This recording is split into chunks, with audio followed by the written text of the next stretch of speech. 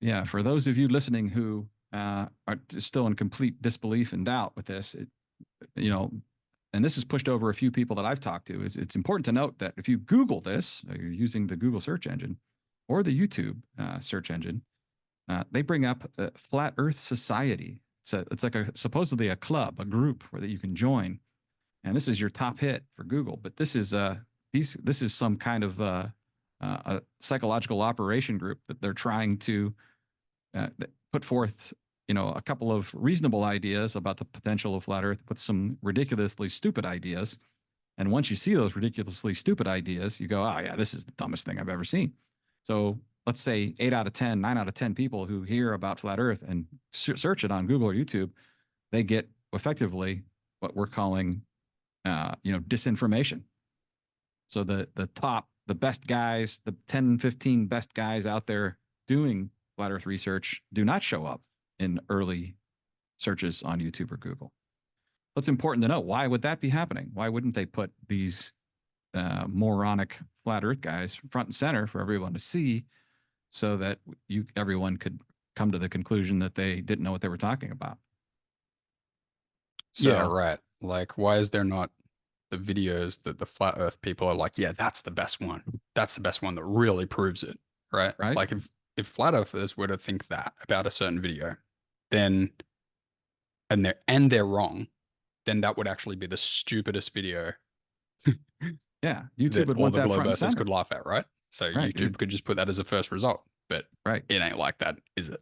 No, in fact, Eric Dubé's had his channel taken off of YouTube 3 or 4 times, I believe. And the better guys, that some guys started out just being some podcaster or something, and then slowly eased their way in to flat Earth. When once they got there, all of a sudden their subs started going down and their video views started going down. So they were being shadow banned effectively. So they're still on YouTube. They're just really, really hard to find. In fact, if sometimes to find some of their videos, you have to type it in like character for character, exactly the right title of the video. Like if you miss like a hyphen or a semicolon or don't capitalize a word or whatever, you won't find it. Right. Whereas So usually their auto thing is usually pretty sorry, good you at go ahead, Brad. finding. I was just going to say, usually on YouTube and Google, their automatic finder thing, where you get close to the title of it, it'll find it for you, but not in the case with the better YouTube flat earther guys. So another just If you do want to find it, videos, you should either go to BitChute or Odyssey. Those are probably your best destinations, right?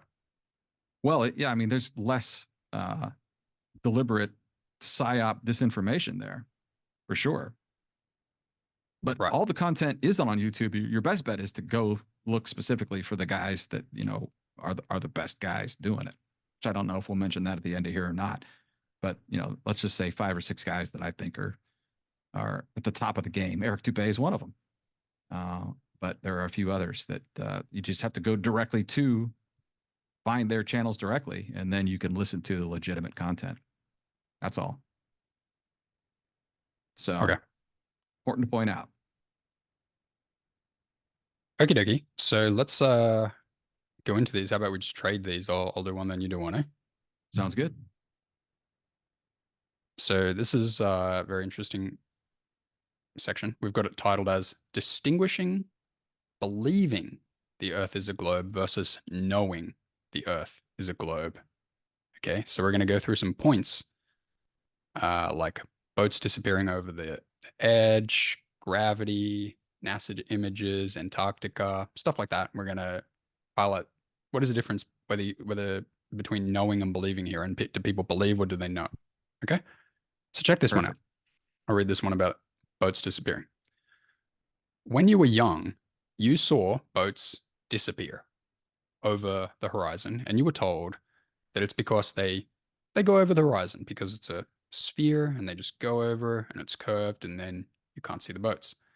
But it has been shown that when you thought they were over the horizon, they were not over the horizon. So people have allowed the boat to disappear out of view, then taken out a really high zoom camera and just zoomed in, and there's the boat, right?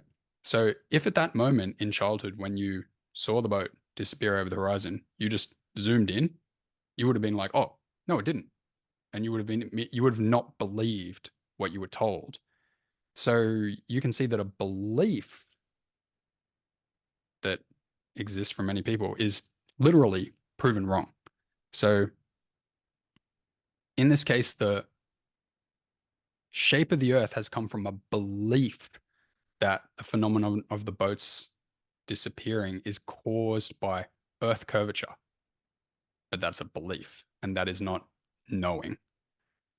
What do you reckon, Brad? Is that how to That, put these forward? that's right. It's a function of our eyes. It's the angular resolution of your eyes that causes this to happen. So basically, the horizon and the ground and the sky all collapse into a spot. There's only you can only see so far, because of the way your eyes are built. This, and typically that's about 4 miles is about as far as they can go. It depends on atmospheric conditions and humidity and other, smog and other things. But in general, that's about, 3 to 5 miles is the furthest you can see looking straight ahead.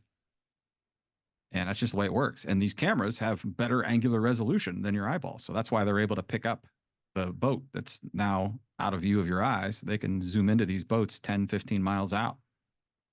That's the extent of their angular resolution. Make sense? Makes sense to me. And this is the one thing I tell people that, they just, I don't know what to believe and I can't believe you and I don't know. And I'm like, good, don't believe anybody. You can go get yourself, you can rent one of these cameras, or you can go buy one. They're about $1,000, I think. And you can go do it for yourself. You don't have to believe anybody. You can walk out to the beach or the lake or whatever. And if watch a boat going out, or you can look on, there's apps now that show, like Mariner apps or whatever, that show where these different barges and boats are coming in and out in the commercial lanes, and you can see that they're 8 miles offshore or 6 miles offshore, and you can't see them with your naked eye, but you get one of these cameras on it and boom, there it is. See it, from the hull up, you can see the whole thing. So Yeah, and then go back to your house and sit down with ChatGPT and run through the math yourself and figure it out. Like, what does that imply that you can see it? right, What does that imply? right.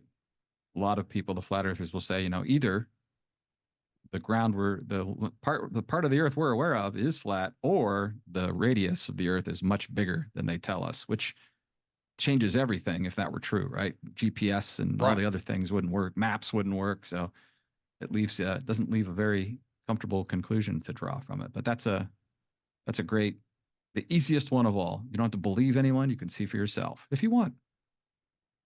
And that would be knowing. That would be true knowing, not believing. That's right. Do you want to do gravity?